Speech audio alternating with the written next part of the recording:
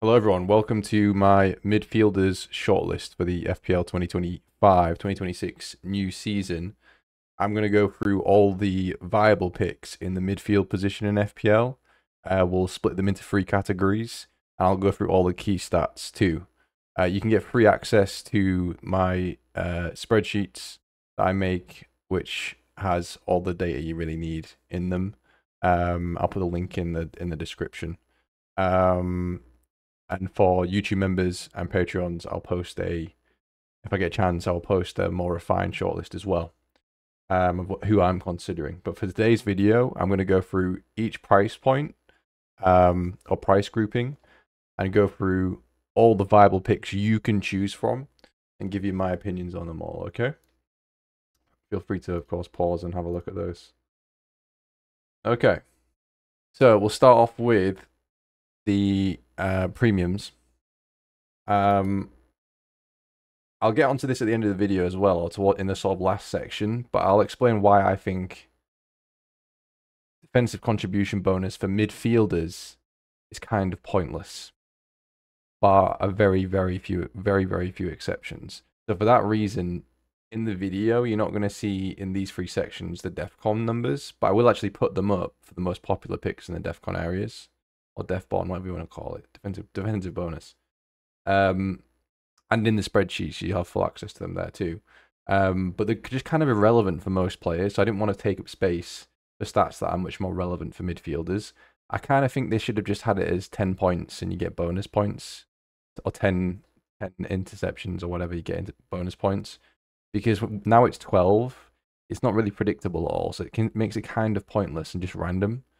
Bar, as I said, bar maybe 3 players. But we'll get to that.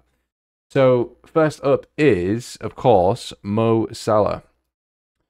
So obviously, another big sort of, I don't know if you would call it controversy, is FPL, right? So I really think that they should have made Salah a forward. If they're gonna make Bowen a forward, they might as well make Salah a forward. And the other thing is, then it actually makes everyone make a decision as to Salah versus Haaland, because Haaland is classed as a forward and Salah is classed as a midfielder. It completely goes against all predictive odds, models, analytics, everything about the game's meta to go with Haaland over Salah because of the way they've been positioned, and the drop in BPS, bonus point production as well for forwards. So it's almost like a triple whammy of BPS loss from the changes last season, clean sheet bonus from many seasons ago for midfielders, extra goal bonus, 1 point bonus for midfielders. There's just no, unless like you genuinely think Haaland will outscore Salah in those captaincy games, then you can go with Haaland. And I'm not here to talk anyone out of Haaland. I think it's obviously still very viable. But I'm saying if you're just going with what's more likely to happen, it's more likely that Salah outscores Haaland because of the way they've positioned him. If Salah was a forward and Haaland was a forward, suddenly everyone would be talking about it, right? It would create a big buzz. But here we are. You basically have to have Salah, unless you really have an inkling or some sort of feeling that that Haaland's gonna outscore Salah. And hey, if you do and it comes off, great, because it'll be awesome, won't it? It'll feel great to go against the grain. As you can see, Salah blows everyone else's stats out of the water, and that's why it's kind of why you need one of Haaland or Salah. Salah's stats are even better than Haaland's from last year too, in addition to the positional part favouring him also. Like I said, Haaland's too expensive given his positioning. The only way around it would have been pricing Salah higher and Haaland even lower, or just make Salah a forward. Yeah, but here we are anyway. We play with the cards we're dealt, don't we, with the decision makers. Yeah, so you can kind of see that you really, for the most part, are going to be captaining Salah or Haaland. There are exceptions to the rule, as you can see. Palmer and Saka can be very good. Fernandez, given his consistency over many years and his elite level, and the he's one of the rare players that has that defensive bonus occasionally. He could come into play too, but the rest of them kind of fall off. They're just nowhere near those sort of levels of elite players for captains. Watkins would come into that bracket as well, of course. So I don't know if Salah is really one to compare against. It's just something I wanted to put out there because I don't think I'm going to do a separate video on that. So just wanted to put that out there for everyone. You could go captaincy with someone else, but as I said, it's kind of rough in the first game because. But that's the other thing as well. Given the fixture fall, how the fixtures have fallen, Bournemouth are so bad defensively. I'm not saying like because of the coach or just because of the team in general, but they've been good in summer. So and Liverpool have only strengthened their attack. So yeah, it's really hard to go against him. I think if you do, you'd have to have triple Liverpool still, like a Vert, Gakpo, and Frimpong, something like that is what I would do if I went without Salah. Okay, that's enough Salah. But basically, if you've got him, you have to captain him, and if you don't, could still be viable. But you got to get your captaincy. If you can get your captaincy right, going without Salah is fine. But as soon as you get it wrong, he's going to punish you big time. Also another thing as well to mention. I suggested this last season. Do away with how the captaincy works in some way, like change it. Because if they keep it up this way, you'd have to be pricing Salah at like 16, 17 million to have people not want to still get him and captain him, right? Because it's just too consistent, and the captaincy aspect of this game is kind of outdated in many ways because you can't really captain anyone else other than Salah unless you have like a Haaland or a Palmer or a Saka and they have an amazing fixture and Salah has a terrible, terrible fixture. It's the only really scenario. But again, not here to talk to you about out of no Salah. It could go great for you, but I wouldn't do it given all the historic data, the fixture, the strength, there's disparity in strengths of the team. Cole Palmer, on the other hand, it's weird, isn't it? Because with Palmer, we saw so many players not have him, and then before his goals in his preseason returns, people didn't really want him. 500,000 more than Saka as well. As you can see, Saka's stats are actually better, but Palmer does have guaranteed penalties and a higher threat, and he plays more. I know he plays in off the right, but I'm saying he will drift in and go more central much more than Saka will. Saka stays quite wide. But as you can see, if you're just a stats person, the stats actually favour Saka in a lot of metrics. Penalty area touches as well is crazy there for Saka, 9.4. Yeah, but given the fixture at the start of the season, and then 3 and 4 fixture, and then him maybe losing penalties, he's not as threatening as a lot of the picks you're going to see today. He's more of a creator. It's I can see why a lot of people aren't starting with him. At the same time, though, changed did I? At the same time, in game week 2, he has Leeds, who I think Arsenal will batter. Leeds have done well against Arsenal before, though, saying all that. So what a lot of people do is just free hit in game week 2, since we have 2 free hits this season, and you have to use one in the first half of the season, which is very, very viable. The other thing that I was thinking about, though, is Man United isn't a bad fixture, is it? I know they shored up under Amorim towards the end of last season, but it's not a bad fixture, is it? I mean, Manchester United and then Leeds at home. Leeds at home is like one of the best fixtures on the roster you can have. So pretty good, no? So I actually think a lot of people are underrating him as a pick. Not that many casuals will, and loads of casuals will still have him. But he's coming to me. He's certainly been in a few drafts of mine, and as you can see, he's I think his XGI is even very close to Haaland's, and he's only 10 million. So I'm classed as a midfielder. I'm playing in an Arsenal side that are going to keep clean sheets. Yeah, I think given the addition of Gyökeres, he'll get more assists, but he might get less goals because Gyökeres might take penalties. He might set up Gyökeres more. Yeah, really interesting pick. He's just I think he is priced really well, Saka, this year. To start the season at least. That's a really good price to tempt people. Um, as I said, Salah's price might be correct, but his positioning. I know people will argue, but he plays as a winger. Bowen plays as a winger, and he's classed as a forward. Cunha played as a winger a lot of the time, and classed as a forward. For the meta of the game and the health of the game, I don't think it matters. Just make him a forward. It's my suggestion. Anyway, I want to for me to improve FPL, I want to work for them before I give them suggestions. But anyway, Bruno Fernandes next. Yeah, he's really popular across all levels of like FPL player, casual, Twitter sphere, FPL sphere, that sort of thing. My issue here is it's Arsenal first game week. Do I expect him to get more than one attack in return against Arsenal? No. Do I expect him to get more than one attack in return against Fulham? Probably not either. Man City away? Probably not. So you're pretty much just getting in for that full Burnley fixture in game week 3. At the same time, though, we're saying all this about these players, but as soon as the deadline finishes, as in like as soon as the game week 1 deadline rolls over, you're probably going to want Saka and Fernandes in your team. Do you know what I mean? Because then it'll be like, oh, Saka's got Leeds now. I need to get him. Oh, Fernandes has got Arsenal out of the way. Now it's Fulham and Burnley.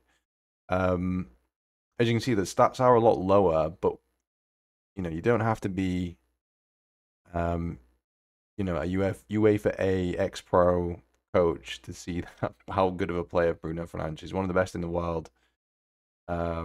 It's difficult to see now anyone else who's better in his position in the world than him. Like De Bruyne obviously was at point, but obviously he's not at that level anymore.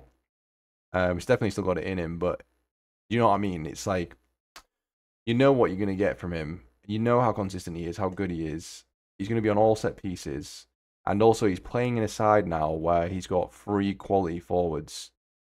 Cunha quality in terms of football, but not in terms of human human aspects of being a good person. But Bumo, Cunha, and Shesko is a lot better than having Anthony, Hoyland, and Xerxes up there, right? So I think his assists are going to go up. He's going to get maybe more penalties because of that front three. He just might play a bit more, a more of a regressed role, which might be better for a defensive bonus, but he'll be more sort of that, as the Americans love to say, that quarterback role for the football team. So yeah, I can't talk you out of that pick. I think he's priced just about where he should be.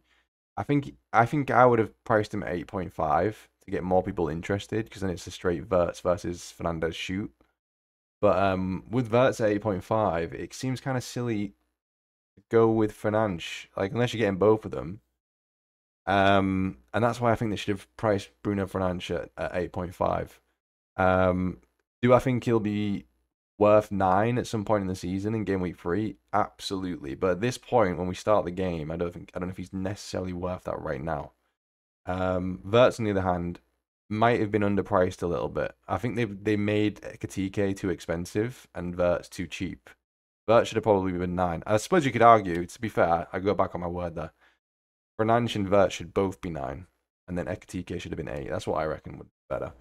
Because at this price, with that fixture and his pedigree and numbers, it's kind of hard to not go with Verts, isn't it? What I will say though is you should look at his preseason minutes. Preseason minutes aren't the best. He's still sort of like getting used to things, at least minutes wise. However that means to Premier League managers, I don't know. His preseason minutes weren't the best considering how early he signed for them. And if you look at them, he's getting hooked a lot earlier than Hakpo, who's been playing most of the games. You should go and look at those minutes if you can, or just go and look at those games, because you can save $1 million by going Hakpo over Verts. The other option, of course, would be to have both of them. But then it's like you can't have Salah, Verts, and Hakpo, so you can probably only have 2 of those plus a Liverpool defender, like Van Dinkel or Ping Pong. So Yeah, it's an interesting one. I was saying to my dad today that Verts versus Hackpo, you can save 1 million and get someone with more goal for it, as you can see, and more minutes in the case of Hackpo. Um, so that's an interesting one for you to consider. And I've put him in because he's one of my favorite players, and foregoed Cunha because he's one of my least favorite players. Shocking to hear, I know. Um, but Bumo stats, all this is non-penalty, right? And you should look at stats that are non-penalty per 90. That's what you should look at. He's obviously lost penalties, and lost a fair amount of set pieces as well because of Fernandes. But he's obviously playing in a lot better side. Well, this season it should be, right? I'm sure most people in the comments would agree with me that Manchester United should finish higher than Brentford this season, given what's happened at both clubs in the summer. But who knows? The point is, he should get a lot more service and he'll have a lot more freedom because they won't just man mark him out the game like they maybe try and do for Brentford. There's effectively 4 very high level attackers in that side now playing at the same time. So maybe it'll get more open play involvement, but I don't know if his XG will improve. And you see, for from last season, his XG last season, non-penalty, he wasn't very good, though he did massively outperform it. So I think he might be one of the weakest picks in this bracket.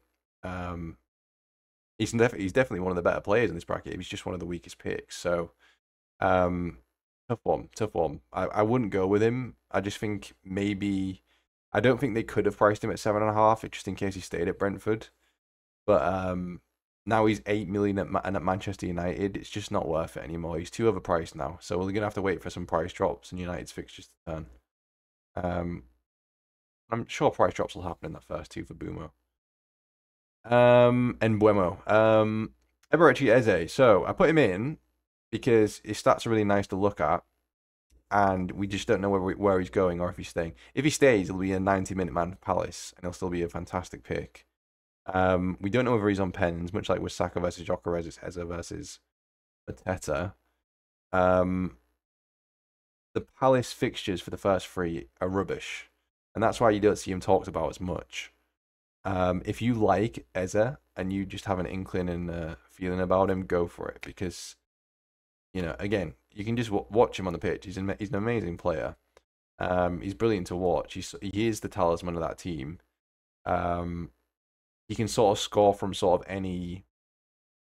He's got so many routes to points and ways of scoring on the pitch as well, even from open play. If you look at someone like Ismail Assar, he's kind of a break through the lines sort of player, whilst Eze can do kind of both or all of that. Yeah, I won't talk you out of him, but the fixtures are just bad. And if you can get Hackpo for the same price with Bournemouth at home in the first game week when Eze's future's up in the air, I just don't see why you would go there. So I did include him because I know he's popular and he's a good, really great player. But again, why would you go there over Hackpo, or why would you go there over Verts even for 1 million more? It just seems you might as well save the money. Yeah. What I've noticed this season is there's just a chasm between the 8.5 and above, and then even the sort of 6.5. There's not enough good picks between the sort of 6.5 to 8 mil range this season, I think. I don't know why that is. But there's just sort of a chasm there for picks. And one player who isn't, I don't classify as a waste, is Hackpo, the slumlord from the same nation as Max Verstappen, Cody Hackpo. His stats are really good, and with everything that's happened with Liverpool over the summer, he's nailed. He looks like he's gonna be starting each game until they sign someone else, right? In off that left, and he's playing more minutes than Ekitike and then Verts at the minute, and he's cheaper than both of them by 1 million. And he's got that Premier League pedigree and performance already. He's already shown he can do it. His returns have been good. He just never has had like a consistent run of games in that team. So I think Slot is also Dutch like Hackpo, so I think that there is that there too. Didn't he coach him? I think he coached him at one point, didn't he? Well, he's coaching him now anyway. The fixture's so good, and there's a little risk to that price given his output potential. I think he's a really good pick. The only issue with the pick is if Liverpool suddenly sign Isak or suddenly sign someone, then it's like, oh no, you know? Another thought I had about this too was when McAllister and Gravenberch are back, it'd be really harsh of them to just drop Sobbers. Like Curtis Jones is definitely getting binned to the bench for them. So McAllister will just slot in there. Gravenberch will play, but then you have to drop one of that front four, play Soboslai or to play a new signing. And it's not going to be Verts and it's not going to be Salah. So that leaves Hakpo and Ekatike. And Ekatike is more of an out-and-out 9 than Hakpo. So that's my worry with him, is if McAllister and Gravenberch come back, which they already are, and they don't drop Soboslai, then one of those two has to make way. So there is some risk to this pick. And I think he's been priced perfectly for this one. I do think they priced this one perfectly. So if there's a time you're going to go for him now, it is now. But as I said, things could change. Given who slot wants to play, things could change very quickly. But I imagine that he'll play Gravenberch, McAllister, and Verts, and then Hakpo, Ekatike, and Salah, and he'll just bench Soboslai. Unfortunately for him, because I don't think he deserves to be benched. He's a very good player. I think you get into any squad in the world, and most starting 11s. There's few players in that position that are better than him. Yeah, but again, he actually plays very similarly to Verts in many ways in terms of his like creation and stuff. But he's probably not as good as Verts. I was thinking about other teams as well. Not as good as Prime De Bruyne, and not as good as current Fernandes maybe. So it's like Liverpool just got so much depth that they might end up having to bench Szoboszlai. Anyway, I'm kind of going off the tangent, but I'm just trying to give you things to think about for the Hakpo pick, because it might turn out to be a dud. But I think for the first game week, he could get 10, 15 points in that first game week. And the change of now he's a midfielder as well. It's really nice. I think that is a good change of position. And one of the weakest picks on this, just because of the fixtures to start with, is Gordon. And you can also see his numbers aren't very good. I do think they mispriced him. I do think he should have been 7 million. His numbers regressed last season, despite all the returns of Isak in the same team, and despite getting a lot of minutes. So I think he's overpriced. I think in game week 3, if Newcastle haven't done anything about that situation, Gordon will be sort of nailed to be on most, if not all, set pieces. On the majority of set pieces anyway, including pens. Yeah. And have Leeds and Wolves. So he is kind of one to watch, but he's just too overpriced. I think he's the weakest pick on this premiums list. Yeah. Okay. Let's move on then. All right. Brennan Johnson. I think he's been overlooked again. I had him in the recommendations for the start of last season. Pommy T said he was looking forward to this season because he missed last season. So hello, Pommy T. And again, his numbers are still really good. I think Spurs fans are harsh on him. I think they don't have anyone who has they don't have someone as good of goal involvement as him. Solanke's the closest. I think he's like 0.05 off. I personally prefer players who have actual end products rather than just sort of looking good on the ball or their sort of style of play looks good. I'd rather have someone who can score goals and finish, produce good crosses and chances rather than, otherwise you just watch street football, right? But I digress. Johnson is a really strong pick if you could guarantee more minutes. And that's the worry with him, is the minutes, because the fixtures are really good. I just worry about the minutes because with people coming back like Solanke, that means Solanke's role will he'll take the number 9 role and Richarlison will fill in where he needs to. Kudus will take one of the 3 places behind them. I don't think he wants to play Johnson in the number 10 role, which I personally would play him, but he just maybe doesn't. Sarr plays there, so he leaves the right wing for Johnson, and when Kulusevski comes back, I'm sure he'll take that place. So there is some minutes risk there. I think currently he'll be starting, but things could change quickly.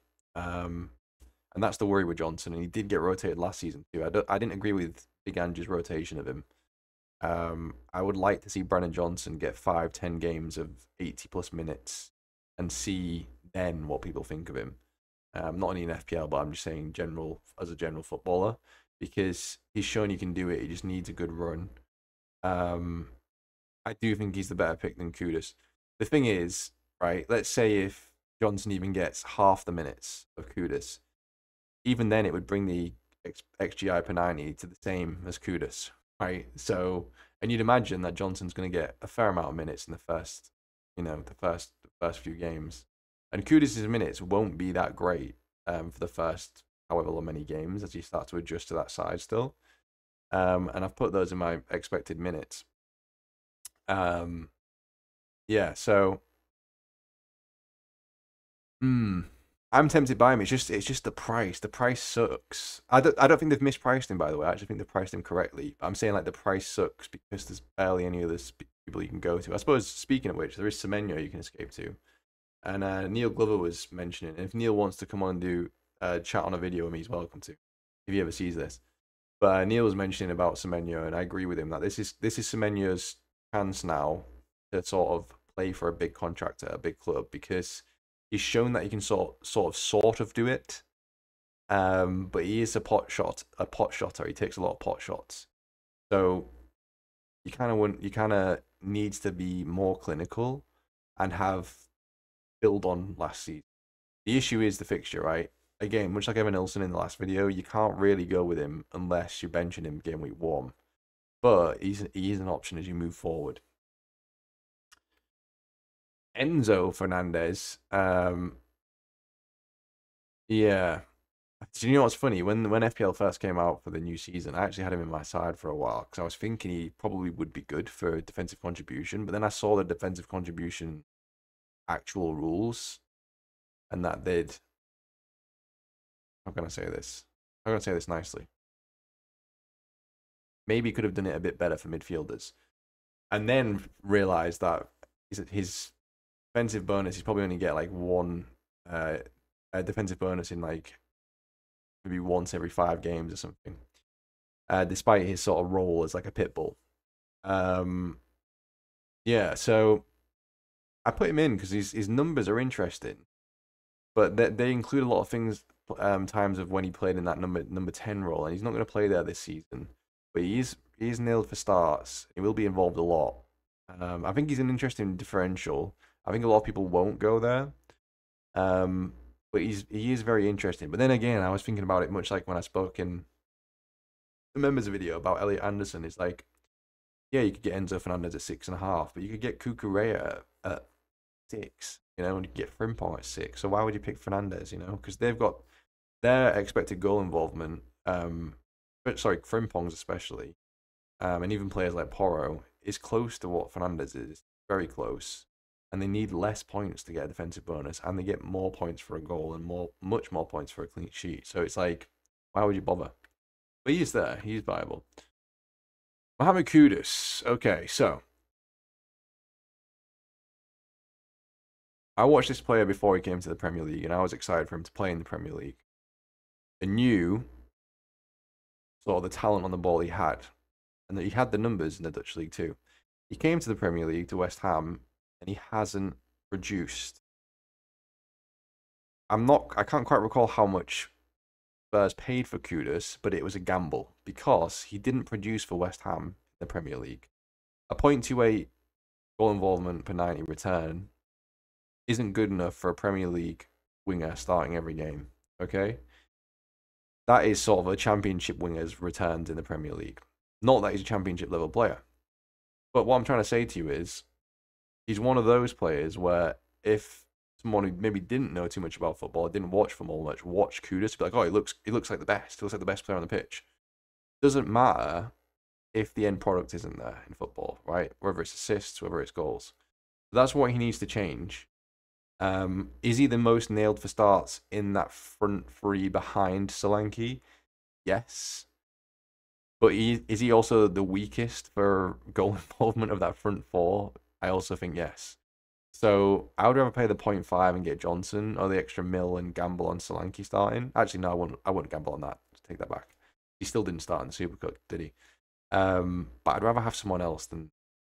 It's difficult, isn't it? I'd rather have Porro, for example, at 5.5. Porro's on all set pieces, except for penalties. But he's a very good penalty taker. He was for Sporting. why would you have Kudus at 6.5? You get Porro at 5.5. You know what I mean? And if you look at Porro's data, I think his XGI is actually almost identical to Kudus. So it kind of shows you what you're dealing with there.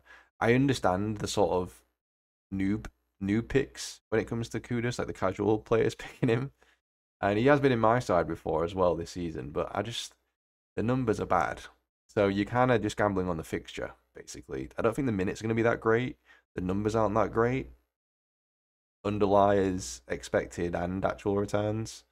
Spurs attacks needs to get firing still. Even in the Super Cup, it was 2 centre backs who scored. Yeah, I would rather pay 0.5 more and get Johnson or go for someone else in this bracket. I'll mention who later. Kaoru Mitoma, is he a better pick than Minte and Ruta? You can see he is because he's going to get much more guaranteed minutes. And he's got that, he's much more established in the Premier League. And there's a reason a lot of clubs have been interested. But he is 0.5 more, and you can do a lot with 0.5 this season, especially in defense and in the goalkeeper role. So that saving, you might want to gamble with a Minty or a Matoma. Brighton's fixtures to start the season are sort of middling. I would argue that the first 3 fixtures are actually against sides that are quite defensive. And that's why I personally don't believe Brighton assets are the ones to go for start the season, at least because of the fixtures. You can't seriously tell me that, a trip to Everton is an easy attacking fixture, or hosting Man City is an easy attacking fixture, or even hosting Fulham, but one of the best XGC last season, good fixture. So I think if you're picking one of those, you're a player of this game that favors maybe underlying stats for the individual and individual talent rather than looking at how easy fixtures are, which is fine. It's fine to play the game that way, but I'm just saying, I think since we're all basically on a wild card right now, you have to take consideration, but you don't have to play like that. Elimin and die, as he says on his intro video. So, look at the stats here. They're awful. They are awful. He's the one player on this mid-tier list that does actually take penalties, but he's going to have his role switch because of the addition of Grealish. He's going to move out to the right now, I think. He's not going to have as good minutes anymore. There's going to be more competition. And the underlying stats are just so bad, in addition to Everton's attack generally not being one of the weakest in the Premier League. I don't like the pick at all. And I included him because he's very popular. The same with Kudus, to kind of show you, like, maybe there's better picks out there. However, if he's going to go off and get returned, it is in these first 2 games. But the stats just they're just not there. Look at the shots per game as well. 1.4 shots per game. 0.24 expected goal involvement. That's close to like Milenkovic's. So it's not worth it, man. I actually think because it's an interesting price, isn't it? Because a lot of people are like, oh, he's underpriced. But I don't think so. I think the position switch, whoever FPL Towers gave him the position switch, very good. He did a very good thing. But I think maybe he's 0.5 too expensive. Speaking of 0.5 too expensive, Declan Rice should get DEFCON in about 1 in 3 games, something like around there, 1 in 3, 1 in 4 games. When you think about that, in actual fact, it's 2 points. 2 points divided across 4 games is 0.25 points per game extra. Pointless. This is what I'm talking about. The midfield DEFCONs are a bit pointless for most players, and they shouldn't be for someone like Declan Rice. And that's why I think they should have lowered them. It would have made the game more interesting. It would have been 10 like the defenders. I digress. If you're a player who wants to be hands off with FPL and you have a lot of things going on in life, and you might miss deadlines, Rice might be one of the best 6.5 picks because he's going to play every minute of every game for Arsenal. He's going to get a lot of clean sheets. He's going to get occasional DEFCON. He's going to be involved in the goals in some capacity. He's just a very good player, isn't he? Very, very, very good player. Yeah, you can't go wrong with the pick in terms of picking, setting, and forgetting. It's just that I try and think of it as like if you could pick an ideal 11 each week, he'd never be in the ideal 11. And that's not no diss on Declan Rice. It's just how the meta of FPL is, right? Where they're still not quite adjusted to favour players like him. Yeah, not for me, but depends if you want to just set and forget a team, not have to worry about him starting. But he could have 5 or 6 games where he just gets 2 points. Defensive midfielder. one of the picks of the lot here, Ismail Assar, is the man above me in the OBS recording you see. He is a very, very good pick. So, as you can see, he actually underperformed versus what his expected was last season, and you can only imagine he'll get better because he's still quite young.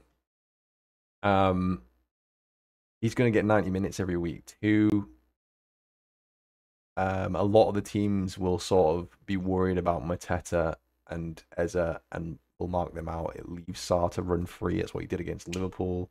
The games he has that are tougher here, and they are tough, the first three, it suits him more than it suits someone like Eza because they'll be breaking against those teams. Sarr is a good player on the break, like I mentioned before. So I think if you are going to go with a Crystal Palace attacker, he'd be my favorite at the minute. The other two are still very, very good picks. It's just, I sort of the question that is for you, when you watch him, do you think he can hit that higher level? The finish against Liverpool was very good. I think he can. It's just the fixtures that kind of put me off with him. Daniel Malen, former Dortmund man. I think he's also a compatriot of Akpo. He's from the Netherlands. Look at this. Look at the stats. That's from a very small data size. I think it's only from like about 461 minutes, something like that. So I know those stats look impressive, and you're like, oh, well, we've just got to get him in then. 6 million, a 0.89, 0.69. No, because those are from a very small sample size, as I said. Which in science or data, if the data size is small, it's not reliable, it's not indicative. Okay, so Daniel Marlin, he's a big punt because of his minutes. So if we knew he was starting and playing 80 plus minutes in these opening four, I think he'd be in a lot of players' teams, but we don't know that. It makes it kind of tough. Also, Rodgers might be injured, which will definitely dent Marlin's output, because Rodgers is a great creator. Will also pull other players away. If you have some sort of inkling that Good Evening is going to start him and play him every week, amazing. I think he deserves to. It's very odd that Good Evening doesn't. It did similar with Bailey as well. But like with Bailey, we've seen him just bench players randomly for a long time and rarely start them even if they return. So it's probably the highest risk pick of all the players we've gone through so far. So he comes with a massive warning. I had to put him in because of the stats and the price. Yankuba Minter, or Minty as I like to call him. He was in the preseason video last year as well, and he ended up doing well, but it was the minutes. It was the minutes that wasn't very good. And it's much the same this season. And Hertzler, I don't really like managers who don't give players like consistent minutes to see how well they're going to do. I don't think they can build up momentum with their teammates and chemistry with their teammates within that specific game. And generally, they develop with the team unless they get consistent minutes. And he hasn't really had that under Hertzler. So I would like to see him get more. Obviously, still quite erratic with his decision making. But he is there for the 6 million picks. Kind of at an awkward price, to be honest with you. I think maybe they could have. I don't know. He's kind of an awkward price to me. I'm not really a fan of that price. But again, if he was 5.5, then maybe a bit. He'd be cheaper. But then now you could also argue is Reinders not still better than him? So I don't know. Jorginho Rutter, another good pick. With him, he can play across that front line in any of the four positions. Good stats in his career so far. Is his minutes going to be better than Minte's? Yes. They're going to be better than Matoma's? Definitely not. Probably playing in that number 9 position, which is probably what's most tempting. If I had to go with any of the Marlon, Minty, Rutter choices so far, it probably would just be Rutter, because he's playing so advanced. Yeah, so I think if you pick in between those three, Rutter is the pick. Even versus Matoma, I would probably still just swing to Rutter because of the price. So I do think they've priced him well. What would be interesting if Minte was 5.5, because then you'd have a choice at each price point, and it'd be very tempting. Maybe that's what they should have done. Hilson, Harry Wilson, another player who's been really unlucky not to get more starts in his club side, and even former Hull City manager Marco Silva has also said that. Yeah, Wilson's a quality player. It'd be interesting to see if he sort of maybe stepped down to sort of an Everton or a Brentford or a promoted side, because I do think Fulham are maybe a little higher than those other sides at the minute in terms of their establishment and their quality in their side. If you step down to one of the sides, if you could get 90 every week, then see how he does, because his stats are really good. Um, yeah, and his preseason returns, as you can see, I haven't mentioned them so far because preseason returns aren't that indicative much. Preseason returns are really good. 6 preseason returns. Yeah, you can see those. You can see the minutes on the spreadsheets too for that as well. Yeah, it's the fixtures for me. I haven't been tempted by too many Fulham players because of the fixtures. Brighton away, you want to start someone Brighton away, unless it's like a Liverpool, Man City, or Arsenal player, probably not. Or Cole Palmer. Man United at home, again, Man United's defense improved over the past 10 of the last season, actually being pretty good. I know I didn't look at it, but you know what I mean. The underliers, it was pretty good. Um, and also Fulham historically recently don't really do that well against United, to be honest with you. I can say that from watching how dull the games are between United and Fulham. Chelsea away, another tough one, the London derby. Again, that tends to be low scoring. And then Leeds at home is where it turns. So I think there's more of a scouting one for him, but I won't talk you out of it because he is nicely priced. He's very tempting. Again, 5.5 would have been more tempting though, and I think it would be more teams. All right, let's move on to the last sort of section for pricing at least. I'll speak about the DEFCON stuff. Elliot Anderson at the top there, and I think we have to talk about him and analyze him because of the fixtures and the DEFCON stuff. You can see he's had up half the preseason minutes, no returns. His XG last season was 0.07. Most centre backs, not centre back, he's a midfielder. Most centre backs have higher than that. Give you some context. And I was saying this to my dad the other night, and I was also saying this on one of the members' videos, is the Patreon videos. I was saying if Anderson's XGI is the same or worse than someone like a Milenkovic or Nico Williams, even, right? Or even a Munoz, because the same price as Munoz, remember? Porro.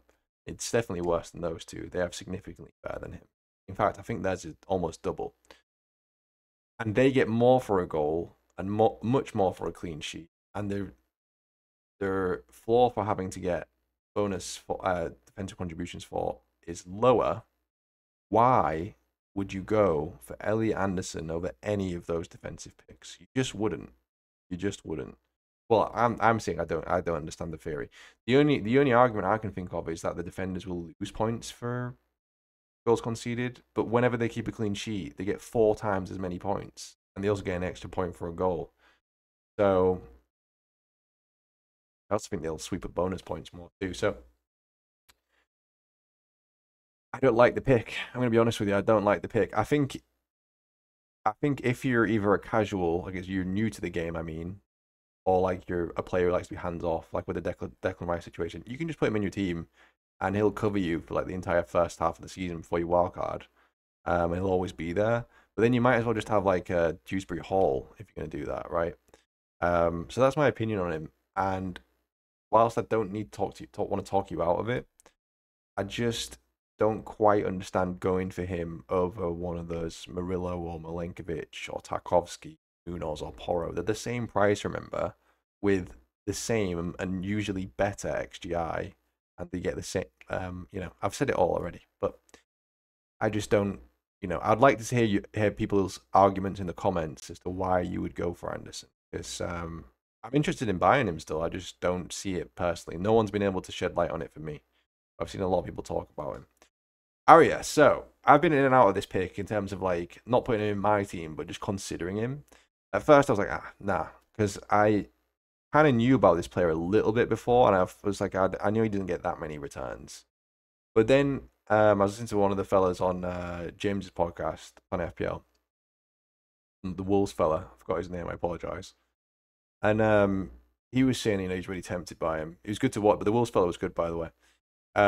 He was saying he's tempted by him. He's in his team at the minute, and he might be on pens and is on the other set pieces. I think that's great, and I think he is a very viable pick. I think if he was a Wolves fan, it'd be interesting to pick him because he's good to watch, right? But I looked into the stats from last season for Arias in a much worse league than what he's going to be going into, the Brazilian league. and it's not good. As you can see, 0.33, 0.36. But then when you move to goals, no goals last season, no non-penalty goals last season, and an extra non-penalty XG of 0.12. So you're kind of relying on set pieces, assists, and if he has penalties. I don't really like the pick, but I think he's a viable one in that 5.5 range. And if it isn't already clear enough, I do think this fellow is the best 5.5 pick, at least whilst City are sorting out all their injuries and things. And with Rodri sort of kind of being out, is Reinders. You can see quite clearly he's the best on this list for pedigree. And what I mean by that is there's no one else on this list who comes close to sort of the level he's been playing at both club and international level. All of the other players not close to him with regards to that. Playing in Serie A for Milan and also for the Netherlands. And I think that's something a lot of people fail to recognize sometimes in the game we play here. And he's just the better footballer of all this lot. You can see his stats are pretty much the best. I know Carvalho's stats are there, but that's from a very small sample size. So ignore Carvalho for a second. Pretty much the best stats on here, especially for such a big sample size. And that was at a high level, remember, very high level in Serie A. I suppose there's two issues here. Is when Rodri comes back and is fully fit, when the other players come back in, if they sign anyone, he might start to see reduced minutes when we get to Champions League. So I do think he's like a maybe 4 or 5 game pick, and then you need to worry about Pep rotation. I think until then, he should be good to start. But it's Pep Guardiola, right? He's a bit mental when it comes to rotation. So there's always that worry. But given his price and given the lack of options at Man City, it's kind of tough to ignore him. I do think they've a lot of the Man City assets are overpriced. I think Haaland, like I said, they should have either moved Salah to attack or reduced Haaland's price. The rest of the Man City midfielders are too overpriced, except Rodri, who I think is well priced. But Reinders, yeah, very interesting. But you can't really go anywhere else with them. But what I would also say again, though, is say if you're picking between Aït-Nouri and Reinders, Aït-Nouri's XGI last season was better than Reinders. And arguably, Aït-Nouri's in a more regressed position on the pitch and also in a tougher league, Premier League versus Serie A. So again, another one to think about is sort of like you could have Reinders, but you could also have Aït-Nouri. I know he's half a mil more, sorry, but I still think it's very tempting to go there. I suppose you could also argue that with Reinders, you could have him and a 4 mil defender, whilst Aït-Nouri you'd have to have 6 and a 4.5 mid. So I suppose it is kind of a mil more, so fair enough. But just something to think about with regards to formations is what I'm trying to say. Reinders looks like a really good pick. I think for me, it probably goes Reinders, then Anderson, then Arias. Yeah, that's my order for the 5.5s for me. Carlos Baleba, Man United target. So I wanted to put him in because if people are going for Anderson, then they're obviously going to be considering DEFCON players because Anderson is not a player that you're picking for attacking output. And if you get attacking output with Anderson, I'm not trying to be harsh or like, poo on your bonfire, piss on your bonfire or whatever, but it's like, it's just going to be luck, to be honest with you. Anderson's not a player you're picking because you're like, oh, I specifically can see him doing this in games from open play or set pieces and get goals. He's just going to be random when he scores. There's no consistency in him scoring. He is a threat from set pieces, by the way, aerially. But it's sort of like, look at Baleba, right? Baleba's got a higher XG and goals per game than Anderson, half a mil less. And his DEFCON and percentage hit is actually not too far away from him either. I'll show you them in a second. I would say sort of from open play long shots, Baleba might be slightly better, but from set pieces and aerial threat, Anderson is better. You'd also argue Anderson's much more safer and playing in a side like more clean sheets. He also has slightly higher potential for DEFCON, but he is half a mil more. So those are two players where if you're kind of looking for that sort of player for your side to test out the new system, they're there for you. But as I said, you're not picking those players for attacking returns. You're picking them because of that new system. Not trying to piss in your bonfire, but that's how it is for those players. Okay? Carvalho, former Hull City man. He should have never have left, should he? He should have stayed with us and developed his career and his talent. But he left. But there you go. Been a mess for him since, hasn't it? Liverpool, was it Liverpool, Fulham, Brentford, and he's not done anything either. He's not been starting either of them. But he has to start now because they've been gutted, Brentford. So he's going to start, and he's going to start very advanced for them. And I think he'll get good minutes to start the season. He has got technically got the best stats on this list of the cheapies. So again, it depends how you want to play the game. If you go in sort of like more attacking output, there's no reason you wouldn't go Carvalho over the other 5 million picks here. But his fixtures aren't that great, and maybe you would question, is he going to be able to do that at this level consistently? Because from a very small sample size. Interesting pick for sure. Not in my side though. KDH, the much less exciting version of KDB. Dewsbury Hall. Almost mimics the career of Danny Drinkwater for a second before saving it by going to Everton. And we see his opening fixtures are good, and his pricing is good. And those stats, though, remember, are when he played at that sort of random season in the Championship for Leicester, where he went off and played in a position which really was built around him. So, if he plays in that position again, and he gets the same sort of creativity to him, and people finishing like he did in the Championship, maybe he might get to like a 0.35 XGI. 0.4 XGI with a 0.35 GI, something like that. He might have his share of set pieces too.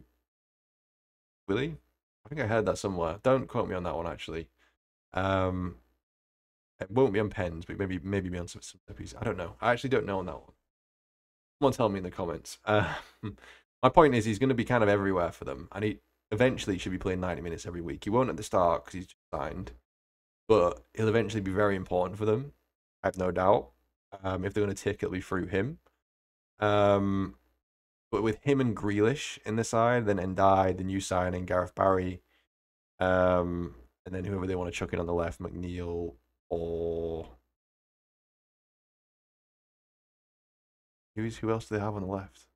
Can't remember. Anyway, but the point is, he's now in a side which has got more attacking talent than they did before. I think he's probably, of those 5 million picks, the one that will sort of maybe be the highest point scorer at the end of the season, but will he be the highest point scorer over the run that you have him, is my question to you, right? So that's what you got to think about. Because, someone like, 1 second, I just realized something. There we go. So I just realized that I'd put in the wrong SARS fixtures there for a second, but they're the right fixtures.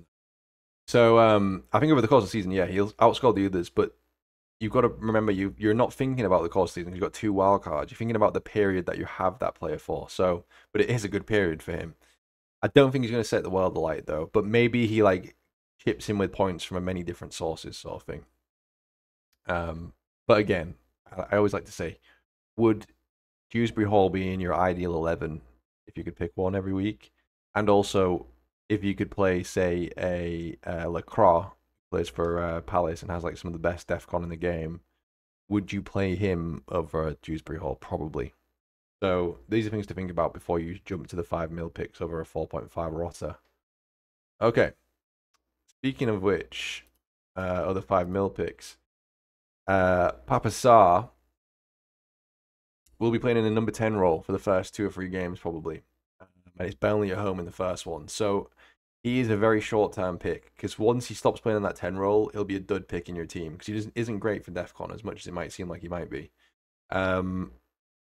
Yeah, very short-term pick, but maybe you're wildcarding soon, or maybe, you're rotating something. I'm not sure.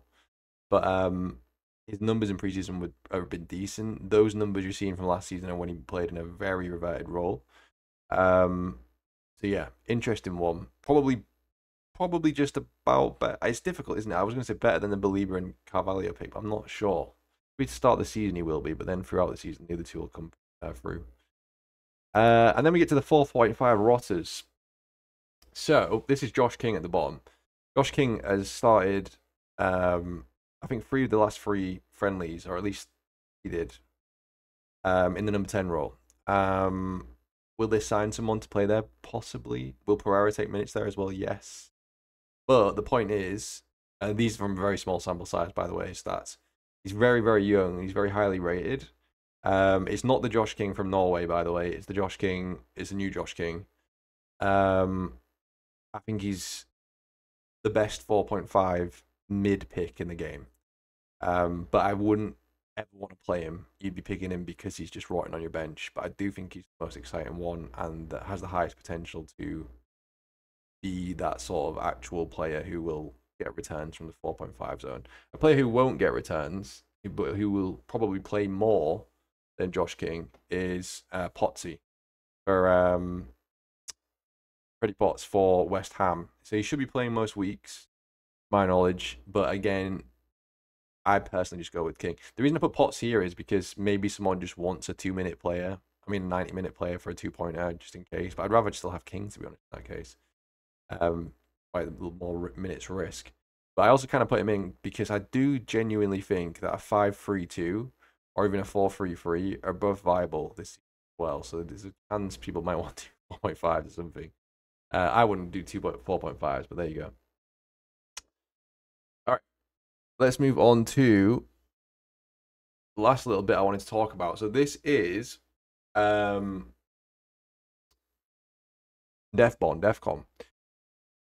As you can see, what I've tried to do here is put all the players from those lists that I've just had who have actual chance of hitting DEFCON. And as you can see, there's very, very few. There's only maybe what is there? 2 who have more than a 31% chance, and only 2 who have more than a 15% chance. Sorry, there's another 2. So you can't really predict them. There's only a few players where you can, and that probably is Bruno Fernandes, Declan Rice, Elliot Anderson, and Carlos Baleba. Ndai and Sarr, I'm not sure you can predict them still. I would also use the average DEFCON rate or DEFBON rate rather than the percentage hit as well, because I do think the average one is important to look at. But I did also round it. So like Anderson does have, I think, a 0.6 higher than Baleba. So that's what can change percentage there to 5%. And Rice does have higher than Ndai slightly as well. But I just rounded it because it's a bit pointless looking at decimal points for this.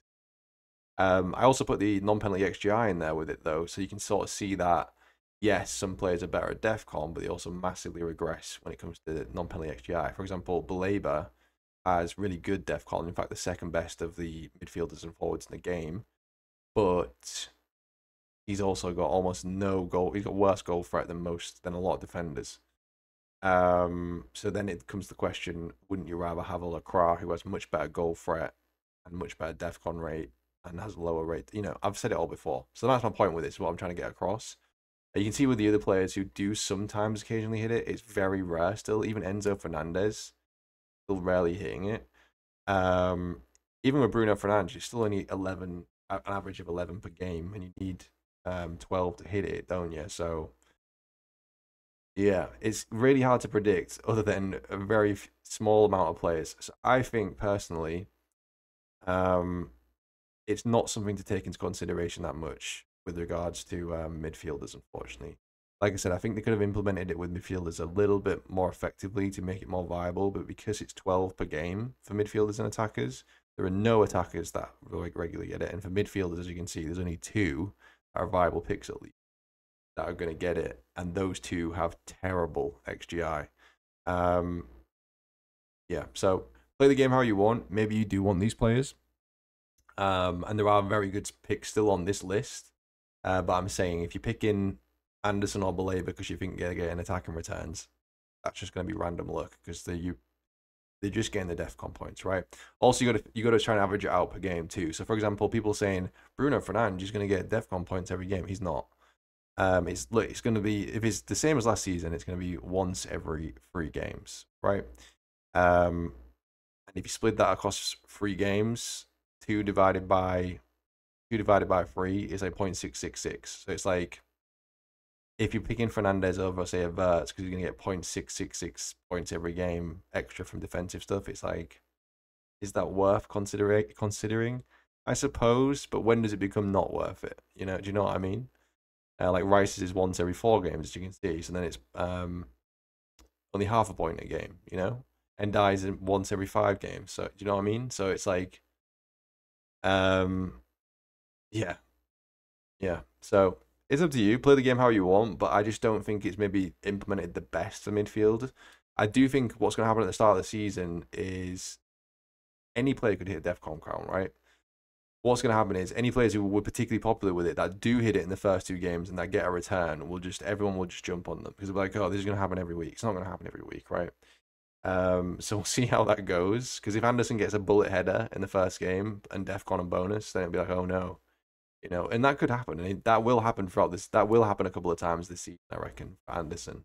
And it'll happen with Belaber as well, where he hits a long shot, goes in, and he gets full DEFCON, full bonus, and he gets like 12, 15 points, whatever. But I'm saying it's not the players who do very well in it do not have good attacking output.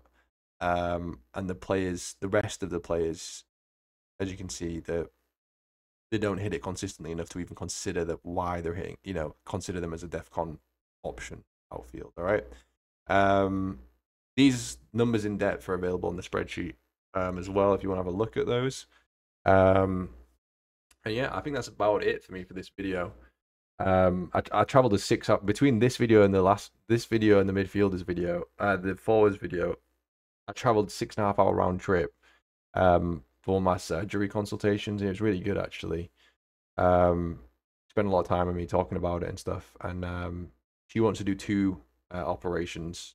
Sorry, 2 incisions on me, one in my arm and one in my wrist and hand as well.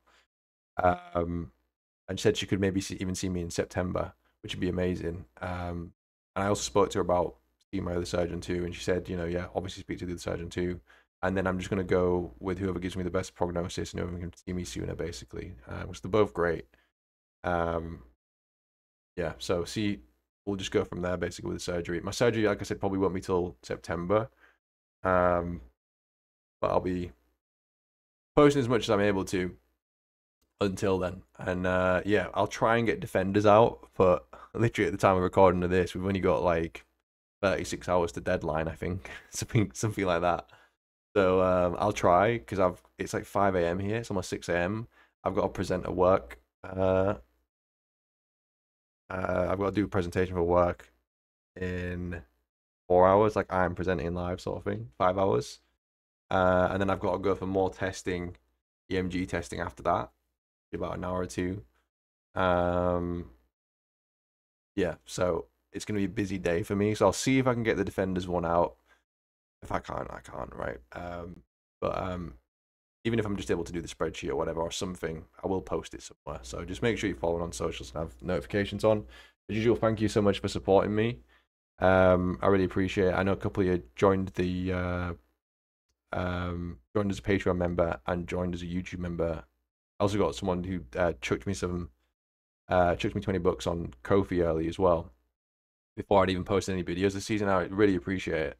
I saw those all early, and yeah, just want to say I appreciate it. A lot of effort goes into these videos and spreadsheets and stuff. I'd say probably looking at, if I'm efficient with it, I could probably do it in 7 or 8 hours. But if it's a more in-depth one, it sometimes take 10 to 15 hours. Some of those ones last season as well, like 15 to 20 hours pre-season. So that's why it's like I like doing this, but it's a lot of work. And it's not, you know what I mean? I'm not saying it's work, but I'm saying it's a lot of energy and stuff and time. So I've just got to be careful when managing my left arm and also just managing time around everything else too. So that's just how it is for YouTube videos like this and to create this sort of stuff. So I just wanted to let you know that if I don't do the defenders one, just might not have enough time. But I hope you're doing well. It's going to be exciting as we get to deadline. I think the first game of the season is going to be a banger, to be honest with you. Bournemouth's defense looks horrible. Liverpool's defense also doesn't look great. Both got great attacks. It'll be good. And it's at a good time for watching in Canada as well. So I'm looking forward to it. And the season starts come at a good time, given the F1 season's gone into the season break. I'm going to try and get a bit of rest. I might try and record the members refined shortlist video, and then get some food and rest, and then it's work time. But I'll see you maybe in the defenders video. If I'm up and around, I also try and do a deadline stream as well. But I definitely can't promise either of those. But thank you so much for your support. Like I said, if you want to financially support Patreon, Ko-fi, YouTube memberships, there's Throne. If you want to support in other ways, you can interact with the video in any way, like commenting, sharing. It helps me out. Okay. I wish you all well. As usual, my outro takes like 10 years. I also saw and read through all your comments in the last video, and I very much appreciate them. They're very nice. And yeah, I've left the Defenders one till last, and that's the most exciting one. So maybe that'll motivate me to crush through the 5 to 10 hours it'll take me to do it. But we'll see. Anyway, if I've got time, I will. See you guys. Have a good one.